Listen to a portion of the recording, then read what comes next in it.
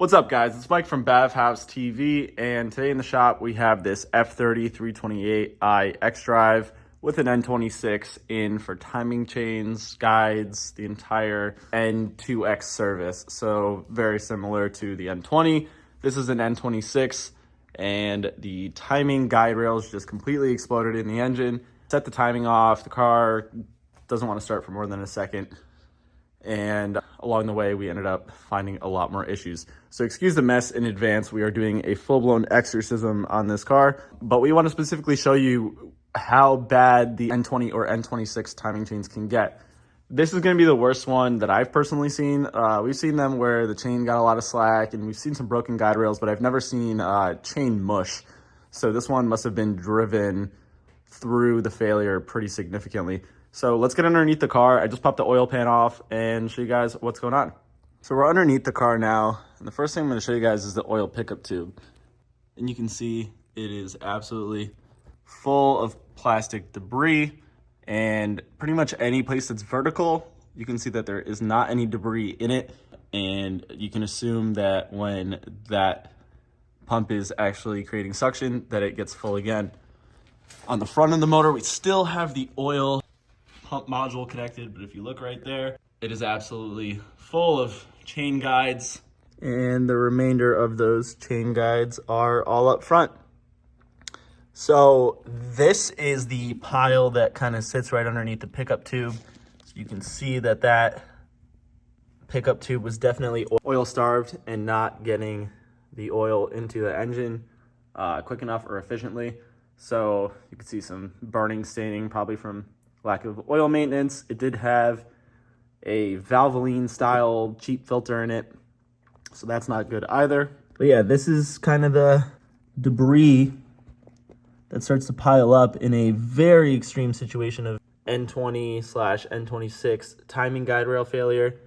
And then here again, some of the larger chunks.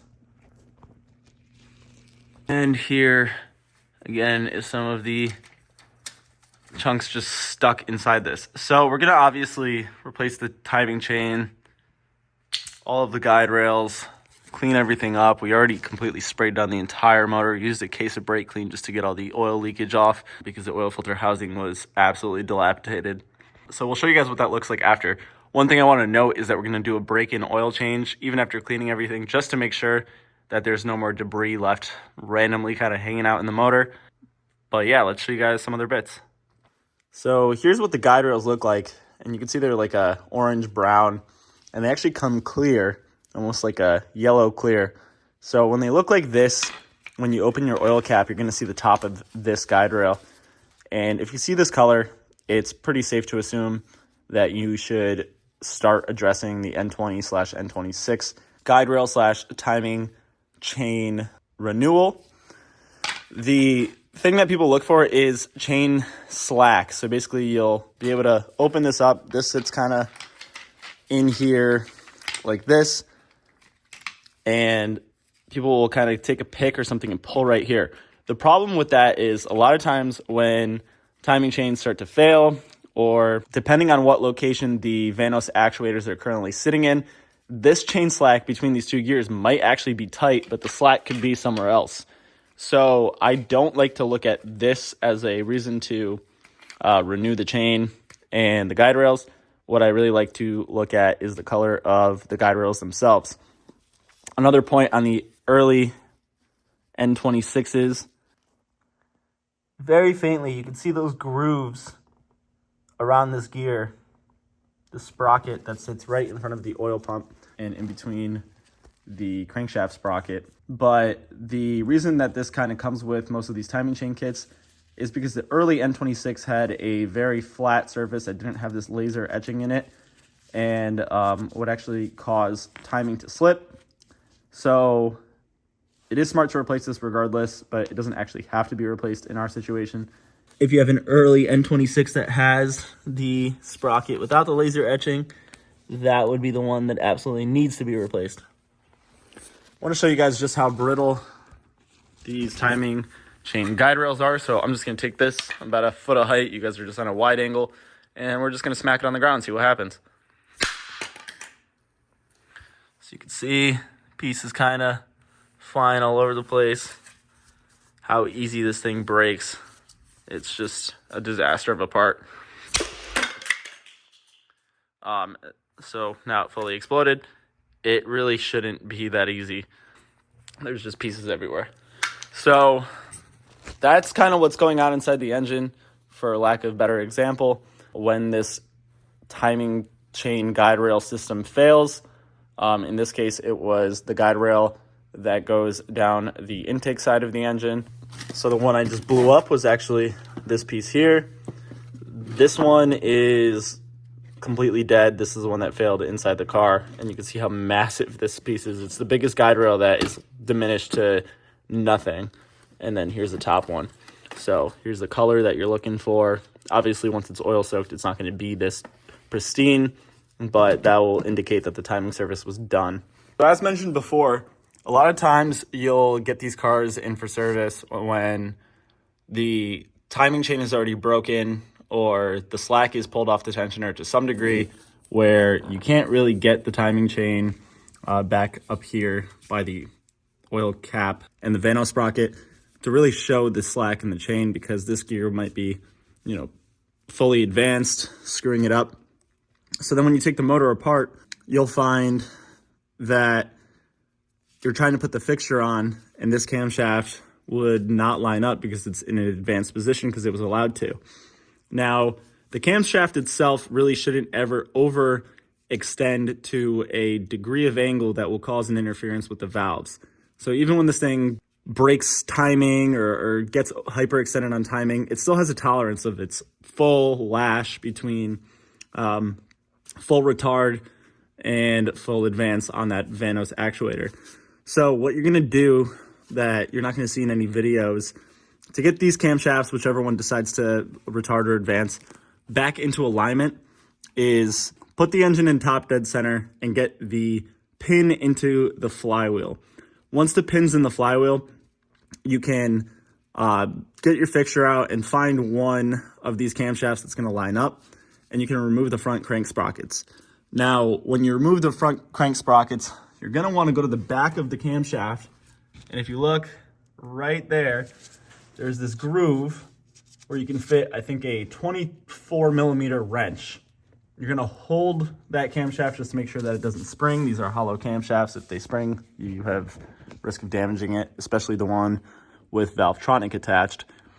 And what you're going to do is just rotate that camshaft until you can put the fixture on. So there's two flats on either side of the camshaft. You're going to also, if you are at this point of working on these, you should know that top dead center on compression stroke on cylinder 1 is going to have the lobes of the camshaft facing away, because during compression stroke, all of the valves are closed. So those lobes will be facing up, the flats will be facing this way. You line it up and then get it back in. That's how you retime the car before doing any service on the timing chain. You don't want to let the valves kind of spring or slap into place. That's where you can do some damage. Now, the last thing I want to show you guys is with the assistance of the crank pin, which on the N20/N26, it goes in on the passenger side by the catalytic converter. You should be using the flywheel lock, and this is pretty much to protect the motor from damage when you're removing the crank pulley bolt. Now, if you look right there, you can see those 3 teeth from the tool actually grabbing the flywheel. The amount of times that I've seen people misuse this tool and just put it in to the transmission and assume it's working is actually outrageous. And you are at a high risk of breaking the crank pin or screwing up timing or screwing up anything internally within the engine just by prying on that crank pin. So the tool is definitely, I would say, essential for a guaranteed positive experience. And it's pretty simple to use. So what you're going to do is when you grab this tool, you're going to put it up into place with these bolts loose and it kind of straight. As you kind of push back on this, like with your thumb, you're going to push these 2 bolts forward. These 2 bolts go through here and into the piece that slides up top and physically engages into the flywheel. If you don't feel flywheel engagement, although it should be able to engage at top dead center, you might have to move the drive shaft or something related to the transmission just to kind of get it correctly into place. Now, this piece shouldn't be hanging out by any means. You shouldn't have to do anything to hold it up. If you look, I can't remove it without unbolting these.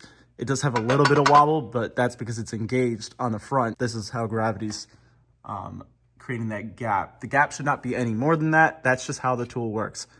So once you have it in, you're gonna push back here, tighten these up, and it's in there. It's holding the flywheel and assisting the flywheel locking pin up here.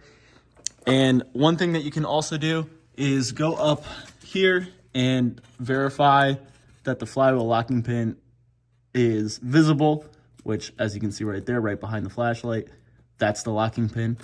So we know the engine's in top dead center. We have it secured on the flywheel and we know everything's good there. And at that point, I would go and remove the crank bolt. So yeah, that's some tips and some little examples of how bad an N20/N26 timing chain job can be. We're gonna do a bunch of things. Also, when you pop this guy off, replace this seal. In our case, we're gonna fully remove it, but sometimes, even if you are just taking this down, you are compromising the seal and it should be replaced. So I hope this video was helpful. As always, thanks for watching BavhausTV and see you next time.